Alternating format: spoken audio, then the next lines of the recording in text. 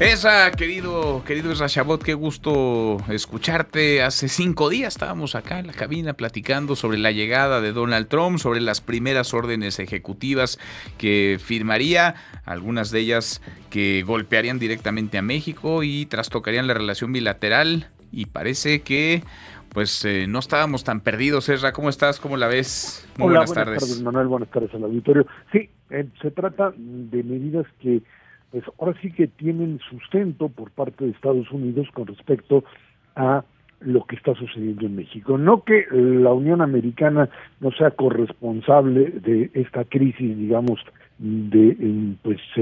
digamos, aumento significativo del tráfico, fundamentalmente de fentanilo.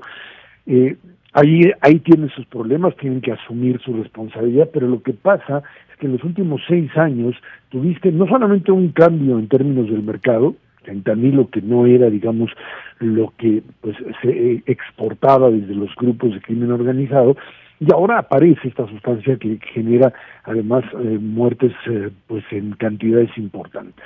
A ver, bueno, el problema aquí es básicamente que tienen establecido, lo dice el propio Marco Rubio, que es más sensato que Trump, sin duda alguna, pero lo ha dicho claramente, hay una conexión entre el poder político en México y el poder del crimen organizado.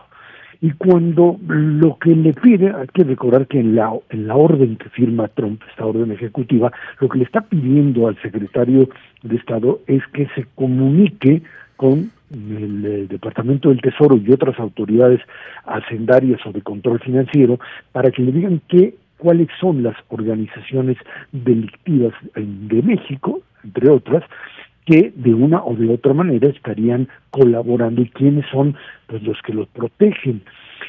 Ahí es donde entramos en el problema, se va a definir en unos cuantos días, que podría afectar a muchos políticos. Uno de ellos, obviamente, Rubén Rocha, de Sinaloa, donde pues lo que estamos viendo desde que pues se llevan al Mayo Zambada y se genera todo este enfrentamiento con los chapitos, etcétera, etcétera, la estructura de control o de, no te diría de control, de negociación del poder político con el crimen organizado, pues dejó de funcionar y dos, se mostró abiertamente.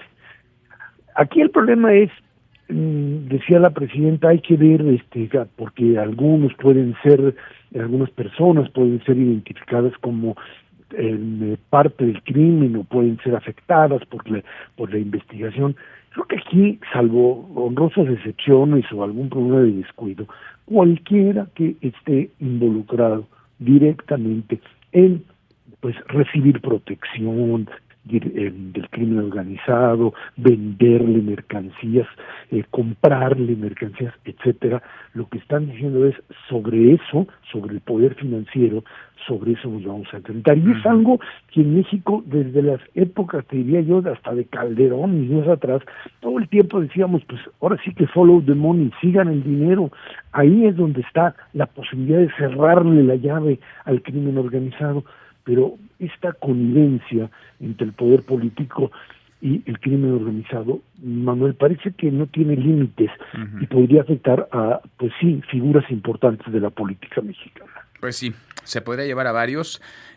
Hay sospechas sobre algunos y no son cualquiera, Ezra. Están, digamos, en posiciones relevantes. Ayer en Sinaloa escuchábamos a miles pedir la salida del gobernador Rubén Rocha, el gobernador que gobierna muy poco, sobre quien, insisto, pues hay sospechas en el menor de los casos, no solamente de su inacción, sus omisiones, quizás sea su complicidad, pero de ahí, digamos, de ahí en adelante, pues muchos otros podrían ser tocados y los tentáculos del crimen organizado y ahora esta declaratoria de los cárteles de la droga como organizaciones terroristas extranjeras podría llevarse entre las patas a políticos, pero también a empresas, a una parte del sistema financiero, a quienes puedan tener vínculos directos e indirectos con criminales.